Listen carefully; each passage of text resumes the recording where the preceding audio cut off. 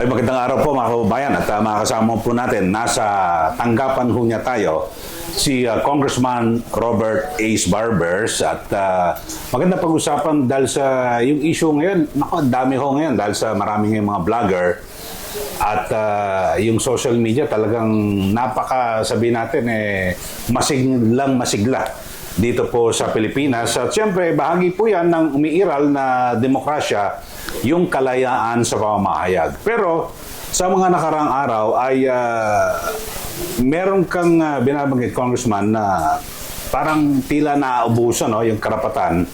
At marami pong lumalabas ng mga fake news, sa matindi, yung mga parang personal na. Pero kayo ho ay nagsagawa ng inyong privilege speech.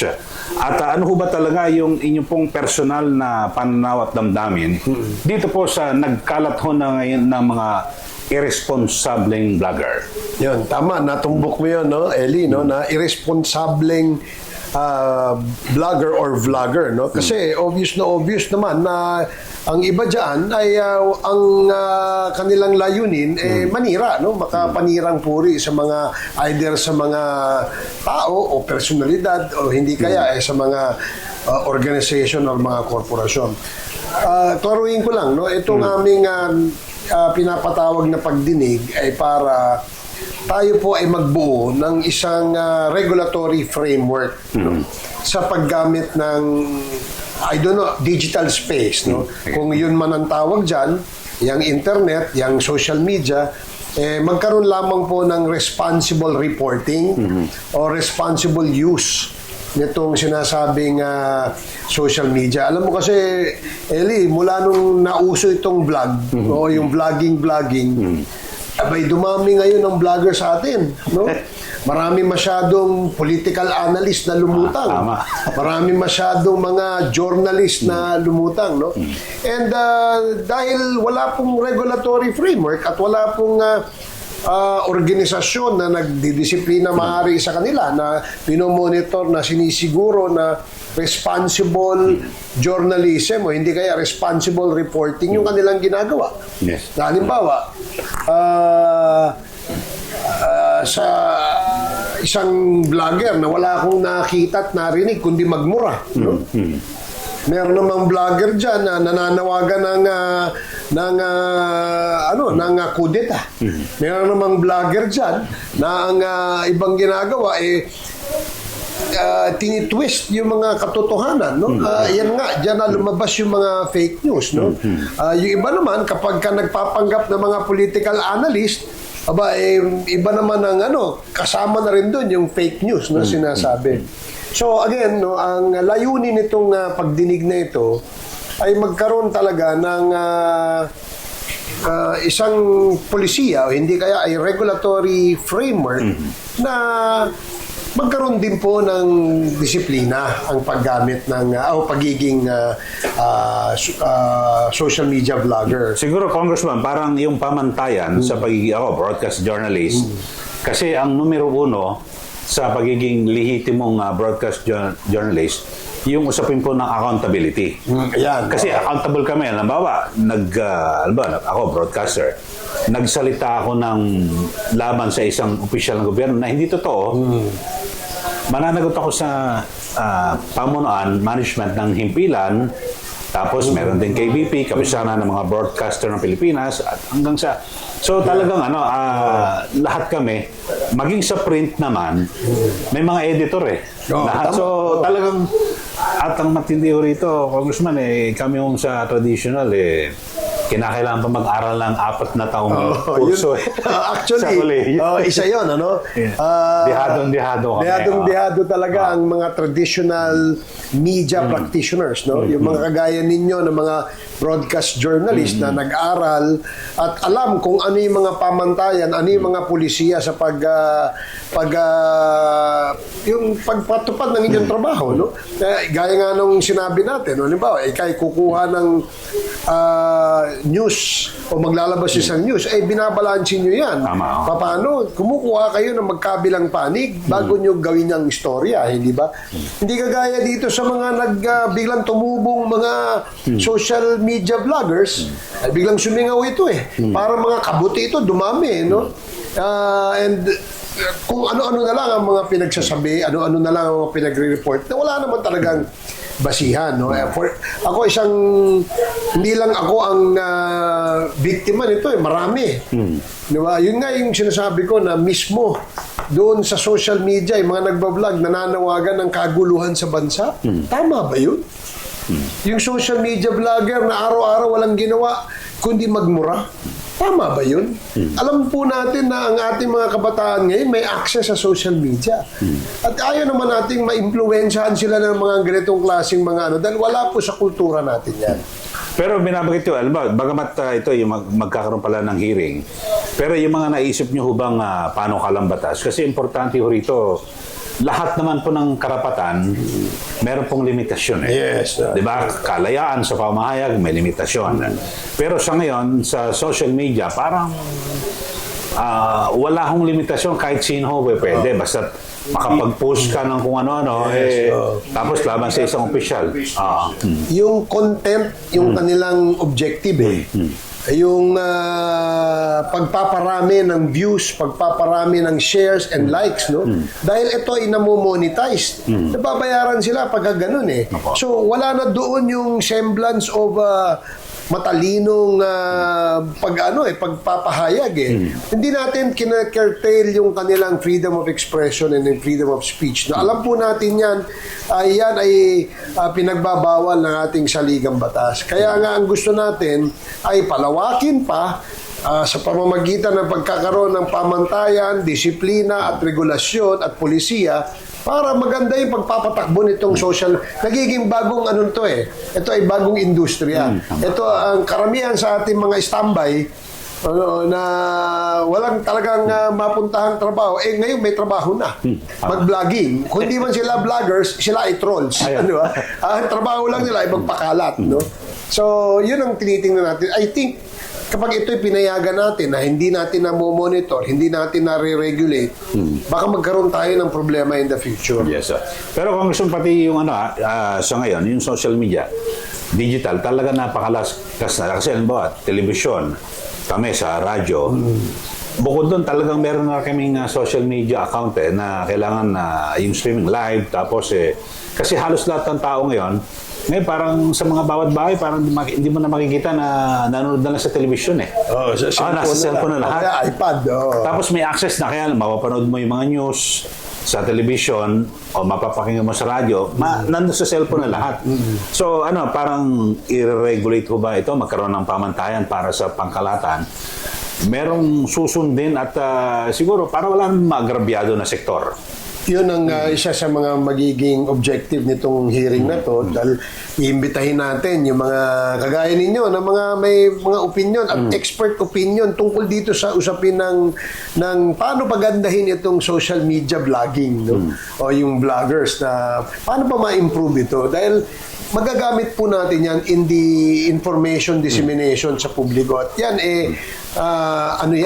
isang kumbaga advantage of this technology na kung saan napabilis yung ating pagpapakalat ng impormasyon. Ang problema lang, marami dyan na nagpapakalat ng peking impormasyon.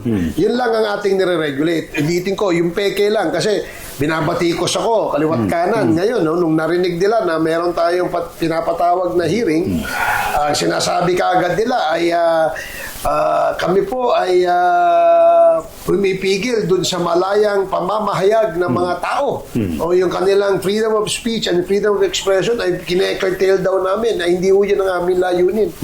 Bigyan natin ng disiplina kagaya ng traditional media dapat merong KBP itong social media. Yun, maganda.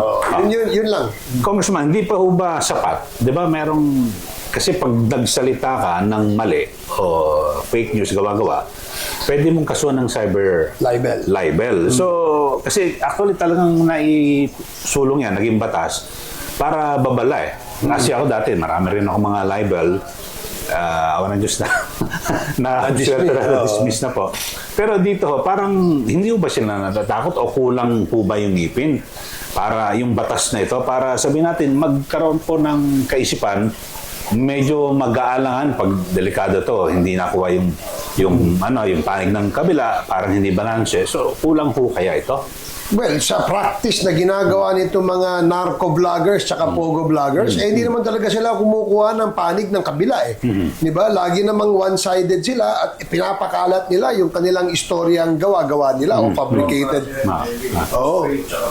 Oo, di ba? Kumbaga, tama. Yung kumbaga, prepaid ito o kaya postpaid. Postpaid, So, isa yun sa tinitingnan din natin na pwede nating silipin kung kailangan pa ba na mas matibay ng ngipin o mas matalas na ngipin itong batas, yung Cybercrime Prevention Act of 2012, or baka kinakailangan gumawa tayo ng ibang special law that will only focus on the, let's say, on the use of digital space o yung sinasabing internet-based or social media.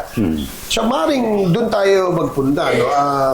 Again, mas maganda sigurong ma-emphasize natin kung ikukumpara natin yung traditional media at the practitioners in this traditional media, they're all bound by the limitations set by the KBP at saka yung batas, no? At saka syempre, kagaya nga nung bago lumabas yung story, may editor. At klaro yung accountability, no? Pero dito sa social media, walang accountability. Ang tatapang niya mga yan, kung magsalita, akala mo, meron nga dating TV anchor laos na siguro, ngayon naghahanap buhay, pumasok sa social media. Ang trabaho nito, manira lang ng manira, he's actually after the engagement, no? Because the more engagement, the more money he will make. Siguro, baka kailangan niyang bili ng pustiso. Yun ang tingin ko eh. Pero ngayon talaga kasi parang hindi takot ako. Talagang takot ako na ma-libel kaya ibinabalanse lahat ng mga kung ano man yung panig. Pero kayo masyadong personal din bilang chairman ng House Committee on Dangerous Drugs.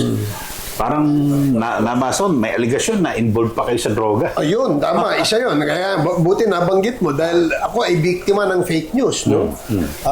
Paano? Dahil siguro sa aking pagiging lead chairman itong Quad Committee, ako ay ginawa ng kwento na meron daw, ako daw at saka ang aking kapatid ay drug lords. No? Yun ang katawa-tawa talaga. Bakit? Kung titingnan mo at susuriin mo yung pinag-ugatan ng kwentong yon, dahil lang po na merong isang sasakyan na nakarehistro sa taga Surigao, pero Surigao Sur, hindi Surigao Norte, na dumaan sa Surigao City, tumawid ng dagat, at doon nahuli sa Liloan Leyte, si Barbers po yung may-ari niyan. Ang sinabi pa nila, ang nagdadrive ng sasakyan ay yung kapatid ko. Di ba? So, that's, again, clearly, paninirang puri. Ay, may malis din. Pag gano'n, may malis na sirain ng iyong reputasyon. Correct. Kami paninirang puri talaga at ang intention ay malisyoso. Di ba? Gaya nga ng desisyon sa Supreme Court, sinasabi doon na yung freedom of speech and expression is not an absolute right. If the statement is made with a malicious intent, that is libelous. Meaning, may pananagutan sa ating batas, di ba? Ayun nga, kaya nga nagtataka ako di ba? Ngayon, kung bubuksan mo yung TikTok o magbubukas ka ng Facebook, may makikita ko doon, nagmumura. Di ba? Hindi naman sa atin dapat nangyayari yun. Okay, siguro, Congressman, ano po ang inyong panawagan, mensahe sa ating mga kababayan? Kasi siguro, mabigyan din natin ng gabay yung ating mga kababayan na talagang nakatutok din sa social media.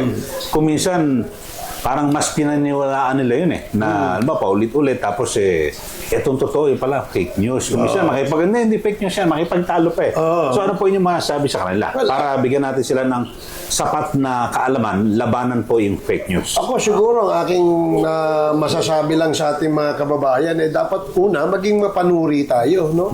Hindi tayo basta-basta naniniwala sa nakikita natin sa social media. Di ba? Lalo na alam natin na wala namang regulasyon, wala namang control, wala namang editing, wala namang accountability yan. So, hindi tayo dapat naniniwala basta-basta maging mapanuri tayo, maging matalino rin tayo. No, kung sino yung pakikinggan natin, kung yung pakikinggan natin, adik. Tapos nagpapahayag ng kanyang opinion tungkol sa politika. Abay, teka muna. Napakahirap yata nga yun. O hindi kaya,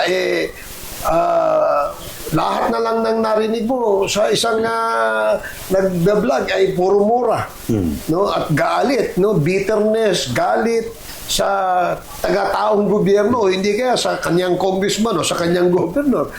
Dapat balansihin natin.